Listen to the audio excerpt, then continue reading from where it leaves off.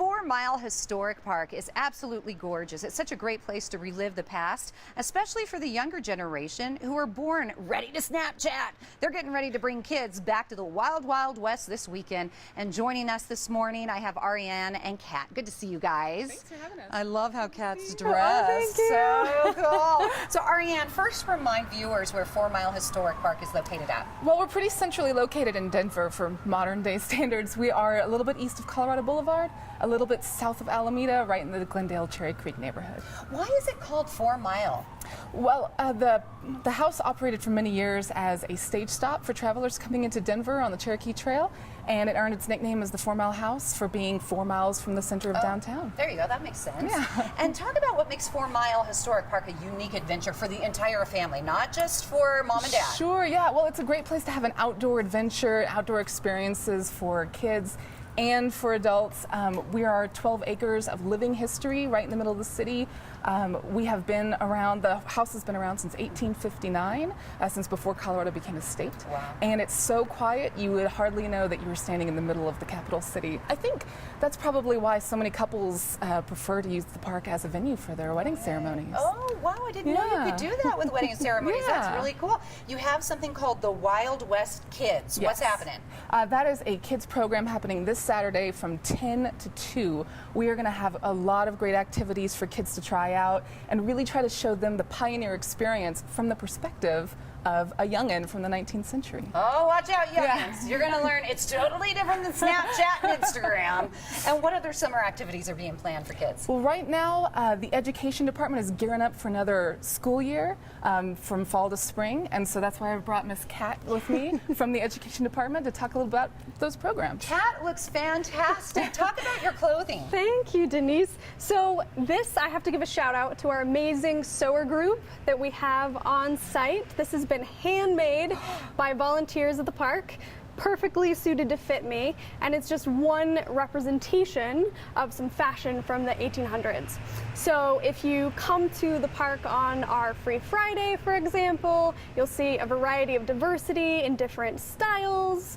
And I am wearing a dress today, but it also wasn't uncommon for women to wear pants, especially when working in a farm environment. Isn't that interesting? A lot of times women would pull the back of their dress and pin them to the top to make pants for themselves while working outside. Oh, wow, Yeah. that's interesting. And the hat is so cute. Let me see that. She wanted me to wear the hat, I but look how did. cute it looks on her. Now watch how it looks on me. For some reason, I have such a big head, it doesn't go all the way down. You have to have the perfect right size head. And you said something interesting about fashion. Your hair was really fashionable in what era too? So the cool thing about fashion in general, even today, is that it kind of cycles around. So my haircut, which you might see a lot of people rocking right now, was really common among working class men in places like England in the 1900s. But certainly there's also a variety of different women's styles. I love and it. When I talk So to cute. kids, it's a great way for them to actually be like, is your hair or your glasses historically accurate? So you can make some connections that way. Boom, kids, check that out. Okay, let's look at what you brought here today. So this is just a small example of some things that we might bring to a school as part of our outreach program, and also what kids might see on the park. Things like a washboard for washing clothes. Yeah. This looks like a meteor. Is this a meteor? That is not a meteor. What That is is in fact a bison chip. Is this poop? It is poop. Is that poop that I just touched it? Are you kidding me? It's already Okay, I'm gonna have to get some hand sanitizer. Okay, what's this? I'm not touching anything else anymore. If anyone needs a shave, we have our shaving That's kit. cute. I love that. I remember my dad used to use something like that, and he got it from his dad. Well, and that's such a great point because so many of these items we can still find people using today, actually. What about this hoop? So I have to do a little demonstration with this. Ariane, Okay. would you hold my hat? I will. So this is a game, Oh, it's a game. that would have been played by kids during the 1800s, but also kids who come to the park can do this as one of their activities. This has a hoop and a stick. And the point, let's see if I can do this on a live TV, is to use the stick to push the hoop. What? And you want to keep the hoop up as long as possible. Speaking of things like Snapchat, you'd be amazed how many kids come to the park and want to do their that. teachers are like, they spend hours doing this. Okay, let me try this. I gotta try this. Be sure though to wash this stick because I touched poo. Okay, ready? I just have to keep it. Yep. Perfect. I was born in the 1800s. See, Great job. this is proof that Botox works. I'm only kidding. Okay, talk about the working horses. What is that all about?